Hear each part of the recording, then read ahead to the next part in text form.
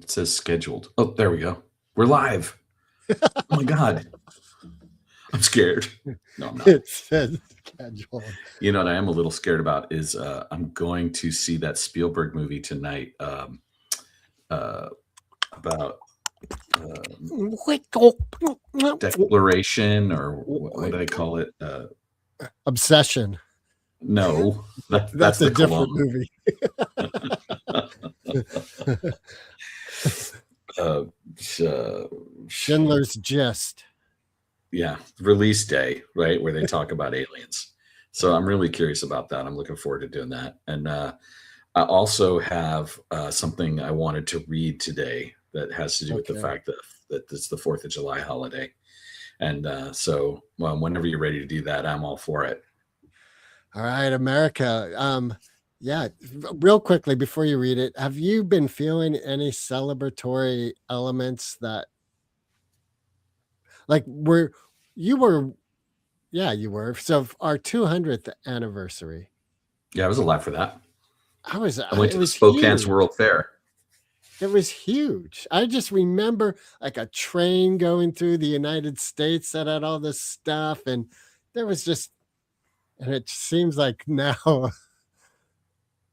Well, I'm it got not feeling co-opted. any There was a excitement. plan that was operating, but then the current president wanted it to be a certain way, and his vision isn't resonating with a whole lot of people, as you can see by the whole America 250 event on the in Okay, but Washington, that which is brings up being another. terribly attended. Well, I don't know. Like, so here's the thing I was thinking about because the whole reflection pool thing. Um, in my mind, from the information I had, which is from social media, I thought it was horrendous and green and just in a terrible state and fences put up around it. And then I saw on some news broadcast while working out the night before last, like it looked great. It looked, Yeah, I'm not talking about that. I'm talking I about this know, thing. but where are the sources of that? Like I've seen a lot of information about this celebration last weekend that was supposedly poorly attended, but it What's all still going on? okay. It's still occurring. But I think See, that I mean, you started out by saying 200, 50 years ago there was this thing, right, and that was we had a both were alive, and we both had an understanding and an experience of that felt more robust. right. I'm saying I don't feel as that there's as robust a thing going on now. So we're in agreement there. Let's Right. not fight about things we agree on. Unless you want to fight. Why don't you let me read my thing and we can fight about All that? right, let's do it. All right. Here we go. This is a second Declaration of Independence of the people of the United States of America. And it is best read aloud or read aloud to you. And so here it is, the unanimous declaration of the people of the United States of America. When in the course of human events, it becomes necessary for one people to dissolve the political and economic bands which have connected them with one another, and to assume among the powers of the earth the separate and equal station to which the laws of nature and nature's God entitle them, as various individuals understand him or her out of their own freedom. A decent respect to the opinions of humanity requires that they should declare causes which impel them to that separation. We hold these truths to be self evident that all human beings are created equal, that they are endowed by the creation with certain unalienable rights, that among these are life, liberty, the pursuit of happiness, and rights of privacy of information. That to secure these rights, governments are instituted among human beings, deriving their just powers from the consent of the governed. That when any form of government becomes destructive of these ends, it is the right of the people to alter or to abolish it and to institute new government, laying its foundation on such principles and organizing its powers in such form as to them shall seem most likely to affect their safety and happiness.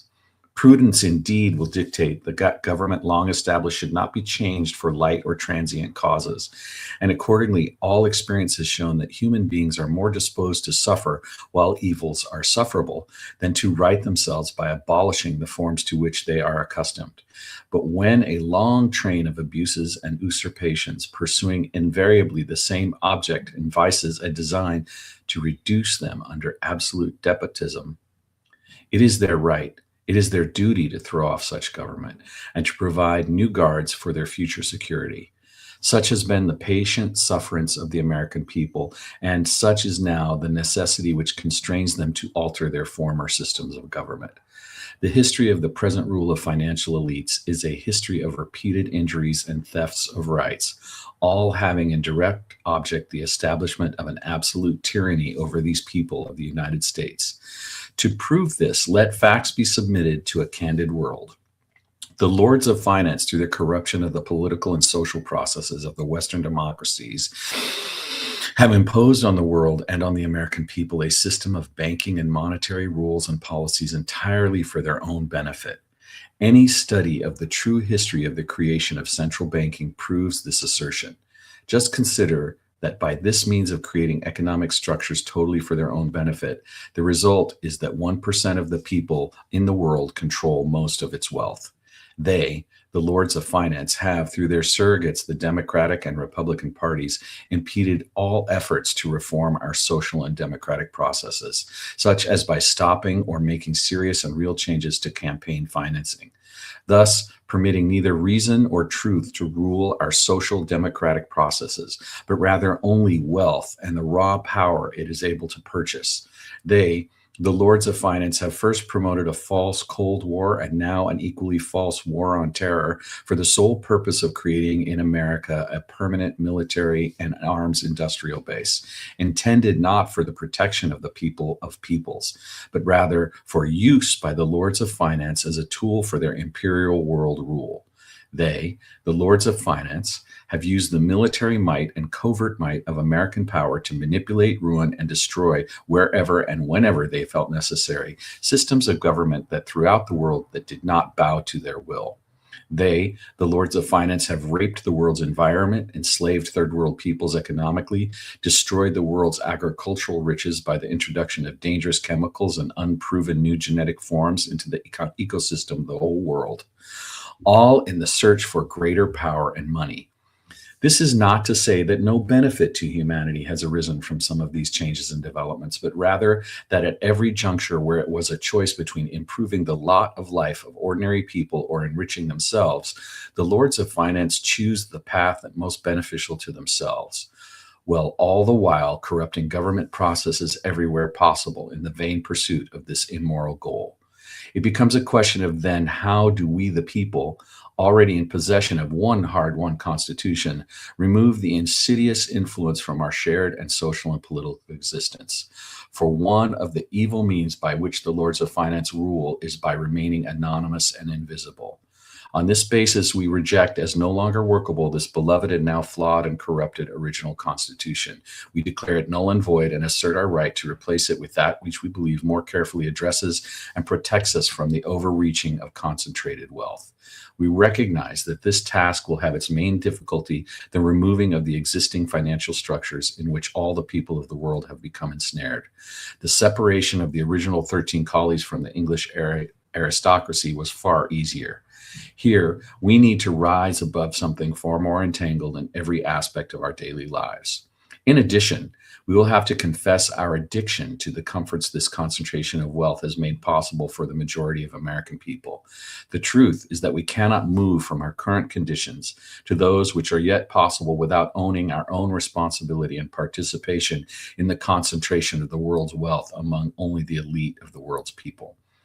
In this declaration, then, we have to assert two essential matters. One, the lords of finance need to be taken out of their anonymous and secret rule and made to face as named individuals the judgment of the world for their crimes against our rights as human beings, the crimes against our free choice of government, and their crimes against the planet and the environment we all share. Two, the people of America need to confess our own excesses and own up to our own responsibilities, and by this means replace the rule of elites and their surrogate political tools, the Democratic and Republican parties, with citizen governance. In every stage of these oppressions, we have petitioned for redress in the most humble terms. Our repeated petitions have been answered only by repeated injury. These merchant princes, whose character is thus marked by every act which may define a tyranny, are unfit to be the rulers of any free people. Nor have we been wanting in attentions to our American political brethren. We have warned our elected officials from time to time of their attempts to serve themselves instead of the people by their legislative efforts to extend an unwarrantable jurisdiction over our civil liberties. At the same time, they reward themselves with privileges and benefits, such as medical coverage, they deny to us. We have reminded them of the circumstances of our privations and dissatisfactions. We have appealed to their native justice and noble generosity, and we have entreated them by the ties of our shared humanity to disavow these thefts of rights. Such is their abuse of constant redistricting as a means to keep themselves from being challenged for election, which has placed them outside our rule through the ballot. They have also become deaf to the voice of justice and shared needs, in that we ask for and need a protected ballot safe from electronic theft with a paper trail so that all will know our real wishes. We must therefore acquiesce in the necessity which denounces an essentially treasonous behavior by which they, our elected officials, preferred the wishes of the lords of finance over the real needs of the American people, and hold them as we hold the rest of humanity, enemies in war, but in peace friends. We, therefore, the representatives of the people of the United States of America, via cyberspace communion, appealing to the supreme judge of the world for the moral integrity of our tensions, do, in the name and by the authority of the good people of these many states, solemnly publish and declare that these, the people of the United States of America, are and of right ought to be free and independent of the economic tyranny of the lords of finance and their surrogates, the Republican and Democratic parties. That we are absolved from all allegiances to the economic rules created by the lords of finance and any allegiance to the present standing government of America, which has stolen excessive powers, failed in its sacred trust, and acted with conscious treason against the Republic, and that all political connections between us and the present sitting government of these many states, standing as it does solely for the benefit of the lords of finance, is and ought to be totally dissolved, and that as free and independent people we have full power to engage in civil disobedience, refuse to honor claims on our wealth by the many banks, ignore levies for army, refuse to pay taxes, print our own money, and any other acts of freedom necessary to resist the continued rule of the lords of finance, or the excessive and dishonorable abuses of powers by the Republican and Democratic parties, and to do all other acts and things which an independent and free people may of right to do, and for the support of this declaration, with a firm reliance on our protection of divine providence, we mutually pledge to each other our lives, our fortunes, and our sacred honor.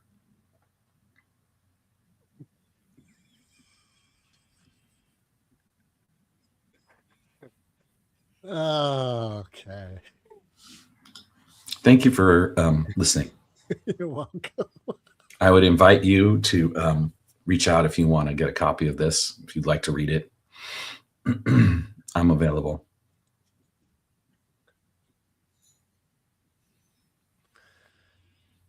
I could just feel a lot of impetus in me to pick it apart. Yeah, I would expect nothing else from a indoctrinated ward of the Lords of Finance. I too felt the same impetus. So where'd you find that? My dad wrote it. All right. He wrote it in 2005. And I've been publishing it every year on the 4th of July in hopes that someone would catch fire, someone would find something in it that inspired them to remember who we are as a people. And on this 250th anniversary of the Declaration of Independence, it is no more nor less apropos to share it in all ways as always. And you will find it on all my social media if you look. I think that wise people would be doing a service to themselves and others to learn to communicate in a few words instead of many.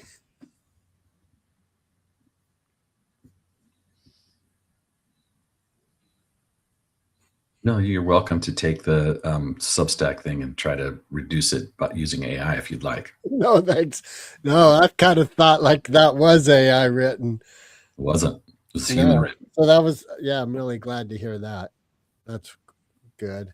And it is interesting that that was written, what, almost 11 years ago? No, 20 years ago. 20 years ago. Oh, yeah, 20. And the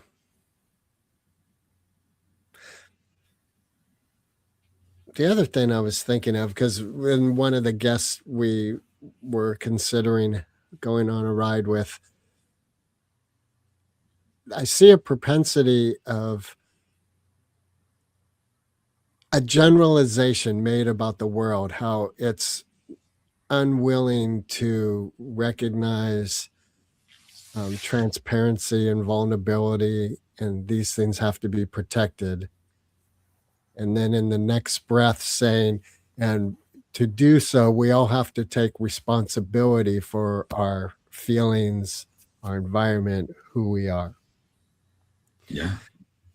And in that first statement, in essence, one is creating that in that generalization. It's a very broad brush stroke of what this world is. And I find it interesting that through one side of the mouth, we say the world is dark and evil and pushing people down. And on the other side, and our experience of life is our responsibility. Do you see how, in essence, I'm thinking like the individual saying that is saying, I'm creating a dark and evil world because I'm speaking it. I think I understand the point you're making pretty well. Yeah, I do. I don't necessarily think it's absolute in the way that you've constructed your argument.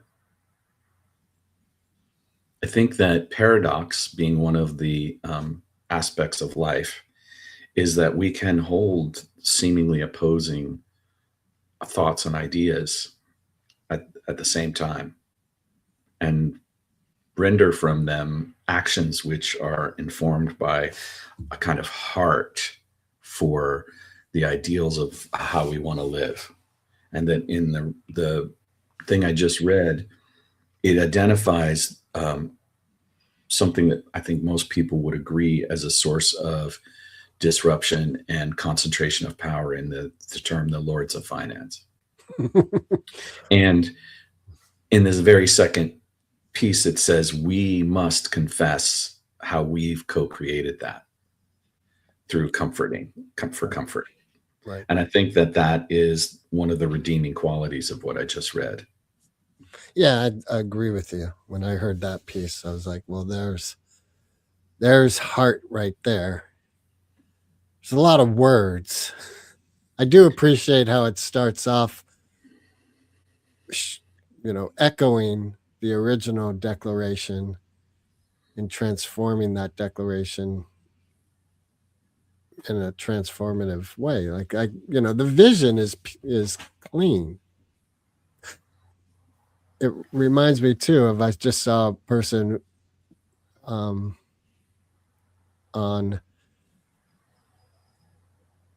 oh gosh darn it, I forgot what it's called. Anyway, and they were saying, and it's going to the John Lennon thing, like, what if we really did just like, we're all on Earth, get rid of all the borders in these countries and things, and we're all on Earth. Yeah. And it kind of also, I think, disseminates this cultural appropriation thing. Like, Well, what the declaration I just read calls us into is a heroic act of usurping the bondage. And the bondage of the Lords of Finance transcends race. And as you and I have known for a while, it's related to our studies in the Remember Institute. The construction of the term of race is something that was built to maintain a kind of power over, a way to divide us. And if you do the science, you'll find out that we are 98% the same genetically across the globe. Like for the majority, we are mostly just human beings. And one of the things that this document updates is it doesn't say men, it says human Right, yeah, beings, right? right. And so wait, let me finish my thought, and then I'd love to hear from you. The idea that somehow we can just magically dissolve the borders, there's a mental game that I will play that I think is worthy of that. Like if I just stop thinking about it that way, that's powerful.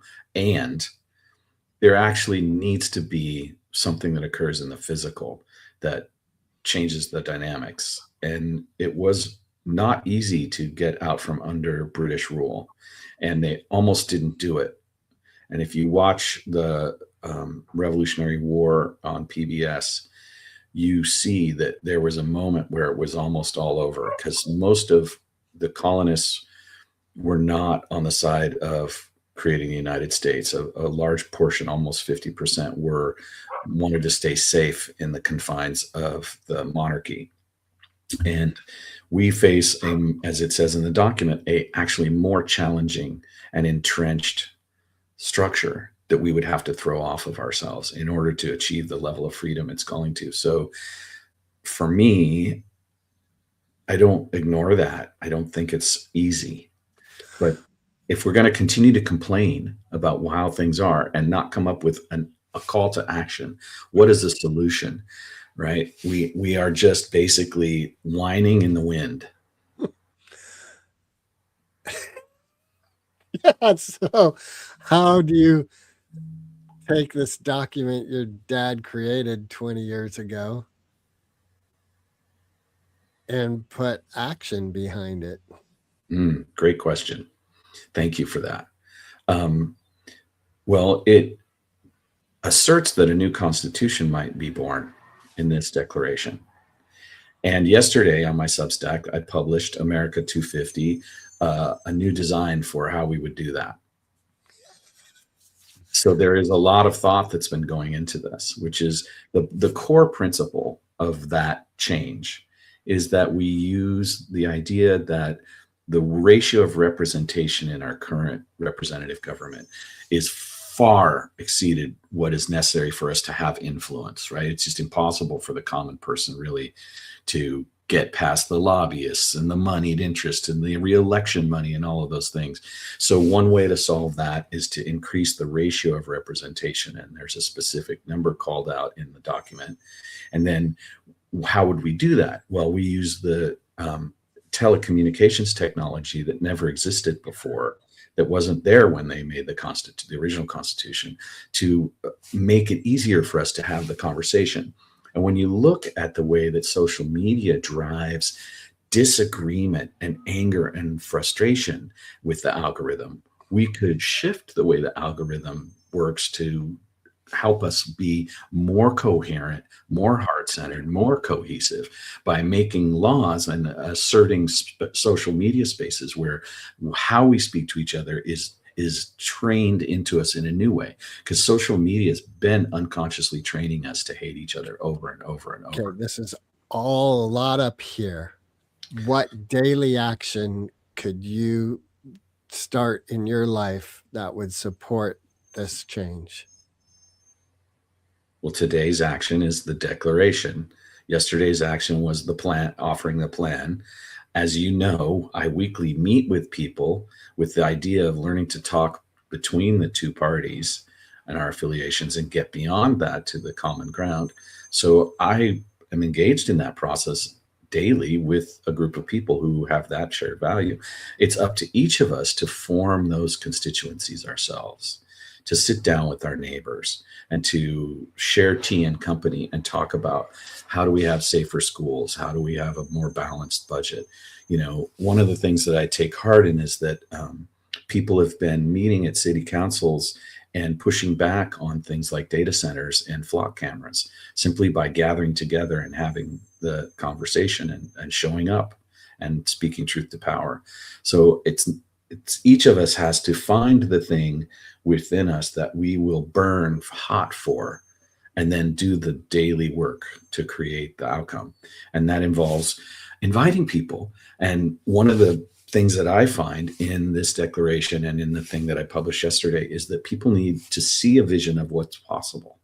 They have to have a hope for a solution to be there, because otherwise they fall into it'll never work zone. It'll never work.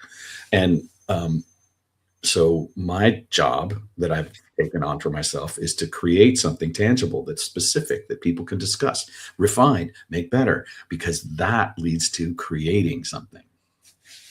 Do you find yourself going into that hopeless, it'll never work mode sometimes? No, I'm always at the apex of what is it about this that doesn't seem right to me, and how could I solve it instead of just going, yeah, that won't work. Offering something iterative, something generative, which is what you see in the way I show up with this. Like, this is, hey, guess what? What if we did a new, declaration after 250 years? What if we built a new constitution that had these new capacities in it? You know, and so I could sit here and say, you know what, capitalism has doomed us all. And, that'd be a great place to land. And I could get to be right there. Truth is, it's not the capitalism that did it, it's us and the way we implement it. And that can change. So, how? How do you change free enterprise? How do you Yeah, but redeem it? here's what my question is, like, that's a very Wait, answer ma the question before you critique it. no, well, I'm not here's what I'm questioning. Got This it. is all very macro level stuff. And Uh-huh. even the group that you meet with on a weekly thing, what about the micro element of the bed you sleep in, the life you wake up to? You walk down the hall to the restroom, you go into the kitchen. Like these, What about it?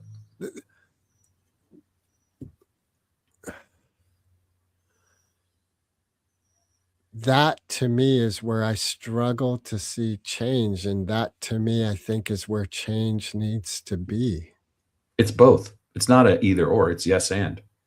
Well, So here's let me answer your question. In order for individuals to form micro actions, they need to know of something to which to point that energy, to harmonize with, right? What's the symphony we're all part of?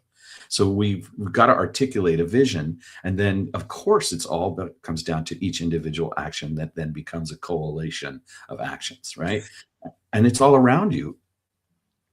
yeah, It's like happening for all the time. well, part of what I'm encouraged in my life by this conversation was to get more involved with the education board for the high schools and be in communication and action with the 3 people that are potentially running on the board for the board seats.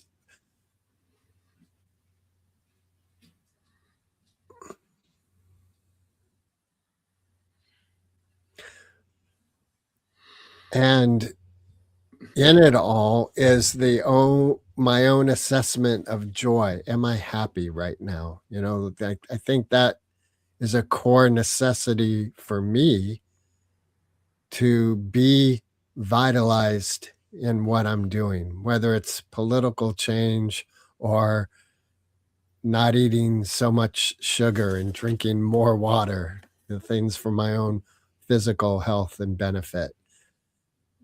If I'm in a place of grind, and by grind, not the joyful grind, like hopeless, that dark, hopeless thing, anything without joy. In fact, yeah, just, you know, going back to the statement of work is love made visible. So if we imbibe our efforts, as our friend Healer would say, our daily efforts with love in everything, then I feel in my body a profound change and healing happening throughout life. Yeah, I agree with you for sure. No doubt. Do you somehow see what you just said as an opposition or an in? No, I don't think. Here's Got it.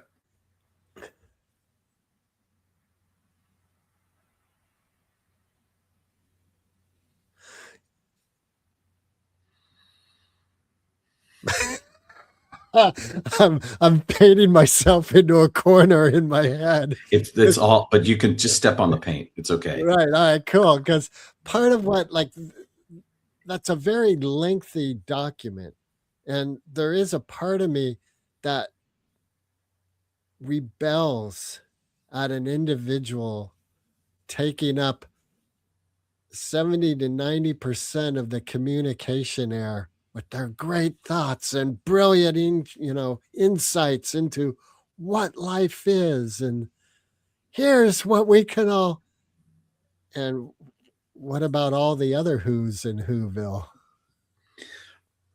What about them? They haven't written a second declaration to my knowledge. Like, No, but show me another one. Show me something else. Like, I'm all in. Like, give it oh, to me. there's a It's part, not like, where I right. think Wait. Before you get to that, you felt resistance. I think that's the point of inflection, is the not resistance that comes up not because, with the vision, with the what I would label stereotypical old white European male. oh, well, it's definitely focused around the same voice as the founding fathers, which were white landowners, slave owners, for sure. I'm not denying that. Like, how would a 6-year-old say that to me? Go ask one. I'm going to. That's I think the world would benefit from the wisdom of youth, and us adults and our systems and things we create would benefit greatly by integrating the energies and voices of the children of our world. I'm all for it, and I don't disagree.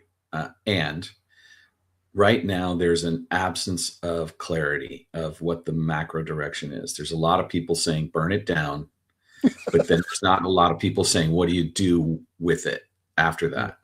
right? So I've taken the position as a descendant of a white European and Italian immigrant Mm. of what I think that looks like, so that we can at least have a discussion about what do we how do we rebuild? What needs to be rebuilt? What are the rights? What are the things that are fucked up? Let's get at those details and come together, and I don't have to be right. This can be a starting point for right.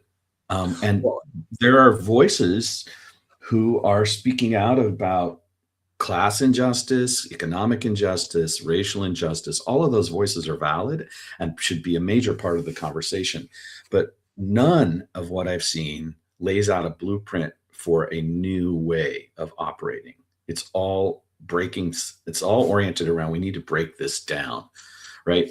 With a few exceptions. Like, I think right now, with what's happening with the mayor of New York and the recent elections of what's being called democratic socialism, we see the emergence of a less um, privateering, profit motivated sort of commons structure, and I'm cool with it. I have no opposition to that, but it's sort of it's a process that's occurring, and I have to bring what inspires me to the table. That's my job, is to be me and bring what I bring to the table.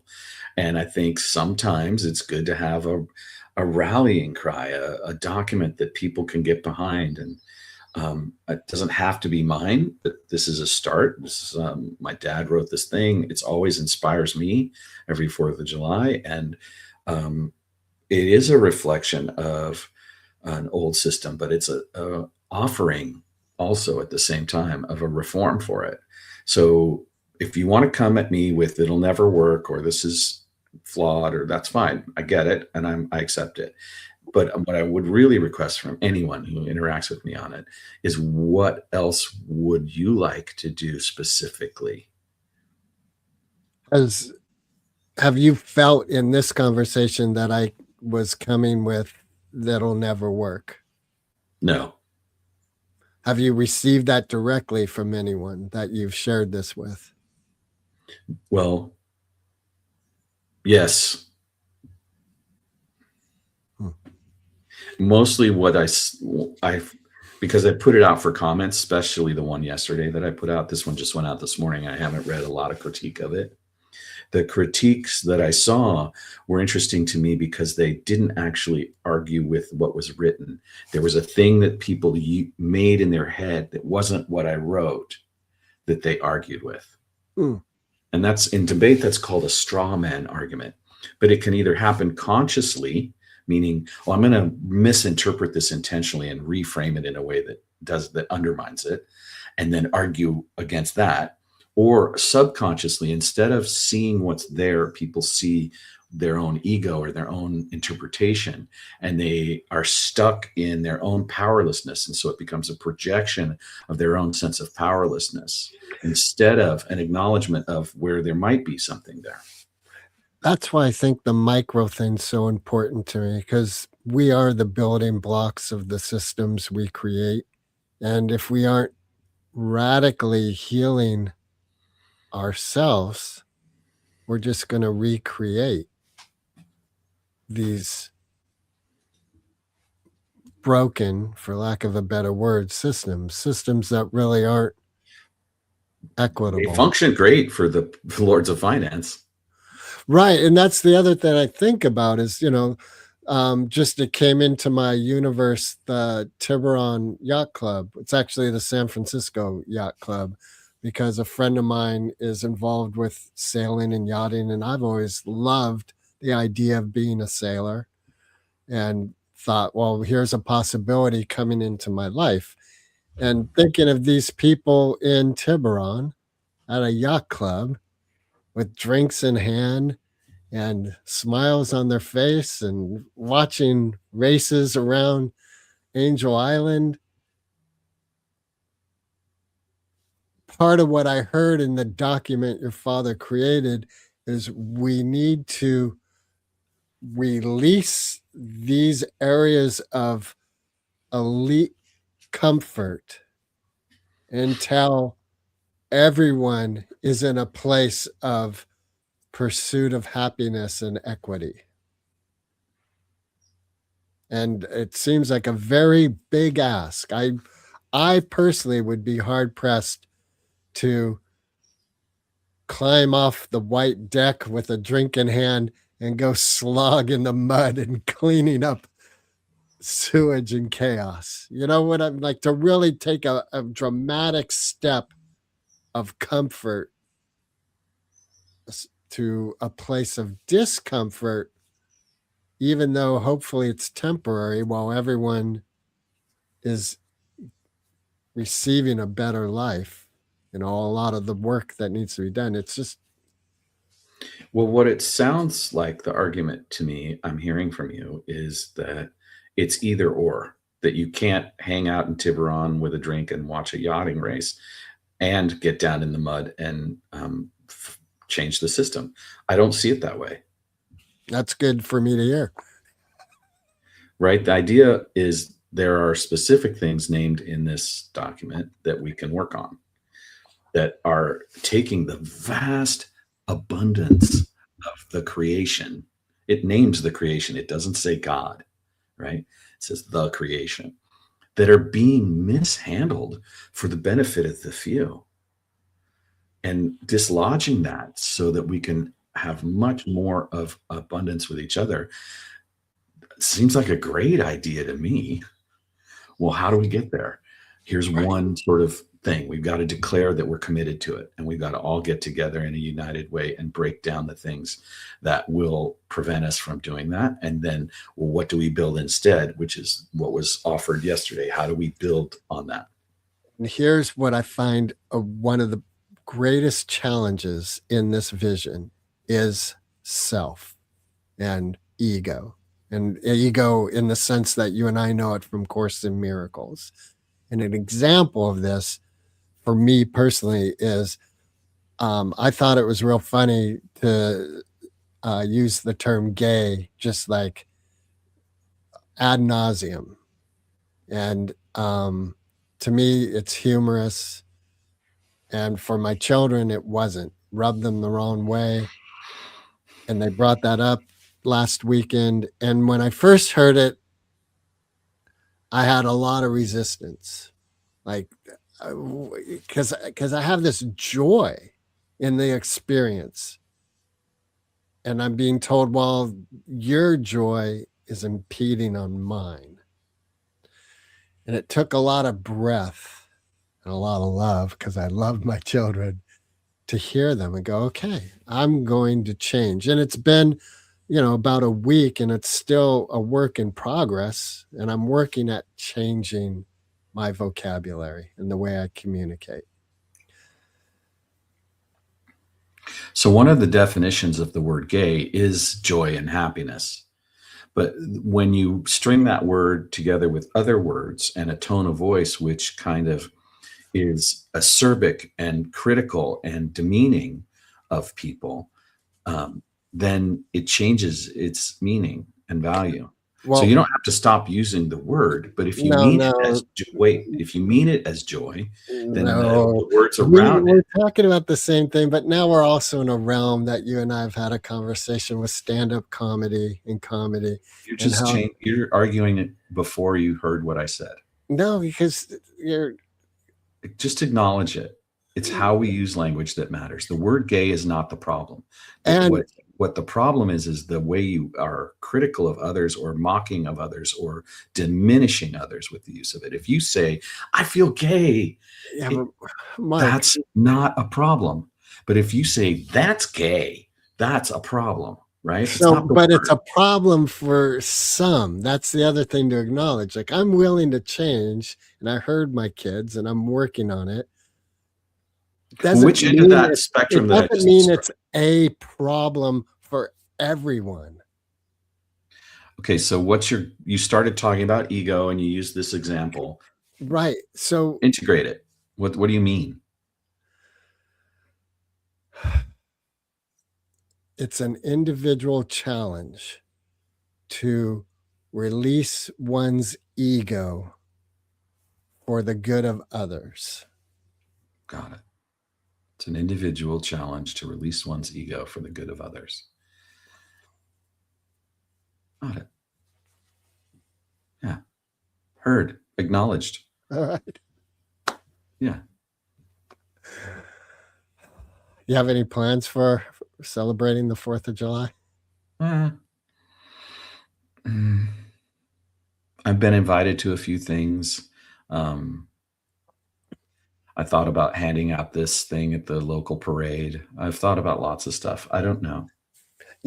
They're having a firework display off the Golden Gate Bridge, which has only happened 3 other times in history. Yeah. The top.